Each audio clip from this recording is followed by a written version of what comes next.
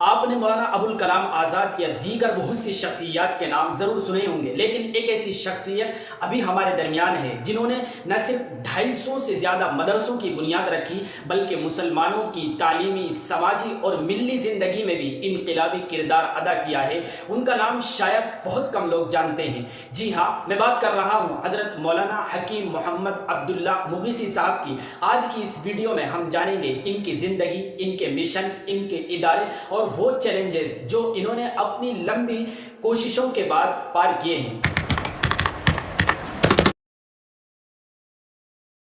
15 مارچ 1937 عیسوی یہ وہ دن تھا جب مولانا عبداللہ مغیثی صاحب نے اتر پردیش کے ڈسٹرکٹ سہارنپور کے ایک علمی گھرانے میں آنکھ کھولی۔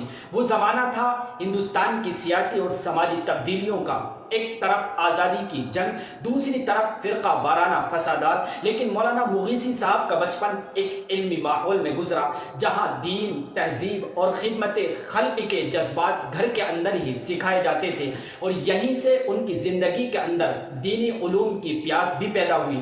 اب آتے ہیں ایک ایسے ادارے کی طرف جس نے نہ صرف انڈیا بلکہ پورے ایشیا کے مسلمانوں پر گہرا اثر چھوڑا ہے، دارالعلوم دیوبند۔ 1954 عیسوی میں مولانا عبداللہ مغیثی صاحب نے یہیں سے تعلیم کمپلیٹ کی۔ یاد رکھیں، دارالعلوم دیوبند کوئی عام سا ادارہ نہیں ہے۔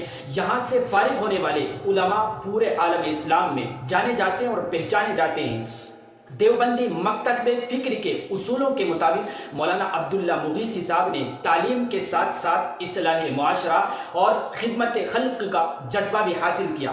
اب ذرا تصور کریں، ایک شخص ہے جو 250 سے زیادہ مدرسے قائم کر چکا ہے، اور یہ صرف یہ مدرسے ہی نہیں بلکہ 25 سے زیادہ کالج کی بنیاد بھی رکھی ہے۔ یہ ایک انسان کے لیے کیسے ممکن ہے؟ تو یاد رکھیں کہ مولانا عبداللہ مغیثی صاحب نے ہر جگہ علم کی شمع جلانے کی کوشش کی ہے۔ خانقاہ ہو، مدرسہ ہو یا کوئی دینی اجتماع ہو، ان کی موجودگی کا مطلب تھا علم، اخلاص اور اتحاد کی بات۔ وہ ایک نظریے پر پختہ یقین رکھتے ہیں کہ تعلیم ہی ملت کا اصل ہتھیار ہے۔ صرف تعلیمی ادارے قائم کر لینا کافی نہیں ہے، ملت کی سیاسی اور سماجی رہنمائی بھی ضروری ہے۔ چنانچہ اس کے لیے مولانا عبداللہ مغیثی صاحب نے آل انڈیا ملی کونسل جیسے پلیٹ فارم پر مسلمانوں کی قیادت کی ہے۔ آپ کو بتا دیں کہ آپ جامعہ اسلامیہ عربیہ گلزار حسینیہ اجراڑا کے پرنسپل، مسلمانوں کی نمائندہ ملی تنظیم آل انڈیا ملی کونسل کے قومی صدر،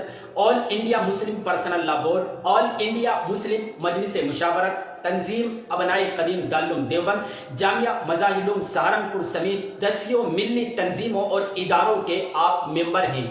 یہی وجہ ہے کہ مولانا عبداللہ مغیثی صاحب نے فرقہ وارانہ فسادات، اقلیتوں کے حقوق اور مسلمانوں کی اجتماعی بیداری کے لیے کئی اجلاس، کئی کانفرنس اور کئی تحریکیں بھی چلائی ہیں۔ وہ ہمیشہ اتحاد کی بات کرتے ہیں۔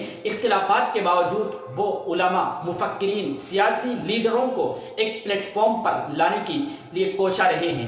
اگر آپ کے روحانیت کے سلسلے کی بات کریں تو مولانا عبداللہ مغیثی صاحب حضرت شاہ عبد القادر رائے پوری نور اللہ مرقدہ کے خلیفہ ہیں۔ مولانا صاحب کے صرف قول حصے ہی نہیں بلکہ قلم بھی ان کا ہتھیار ہے۔ ان کی مشہور بہت سی کتابیں ہیں، ان میں مشہور کتاب ہیں خطبات مغیثی، کاروان مغیثی، مجلس ذکر، احکام میت۔ یہ صرف کتابیں نہیں ہیں بلکہ وہ فکری سرمایہ ہے جو آنے والی نسلوں کے لیے رہنما ہے۔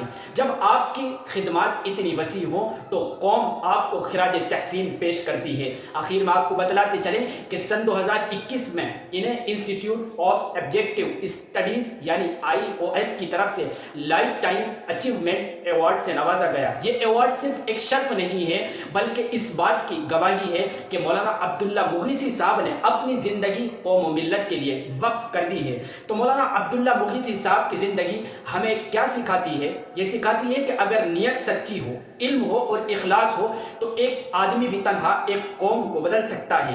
آج کے نوجوانوں کو بھی یہی سوچنا ہوگا، کیا ہم صرف تنقید کرتے رہیں گے یا کچھ بن کر یا کچھ کر کر بھی دکھائیں گے؟ کیونکہ مولانا عبداللہ مغیثی صاحب نے صرف باتیں نہیں کی، وہ اٹھے، چلے، گرے اور پھر اٹھے اور ایک تاریخ رقم کر دی ہے۔ ملتے ہیں انشاءاللہ اگلی ویڈیو میں کسی اہم شخصیت کی بائیوگرافی لے کر۔ تب تک کے لیے آپ کا بہت بہت شکریہ۔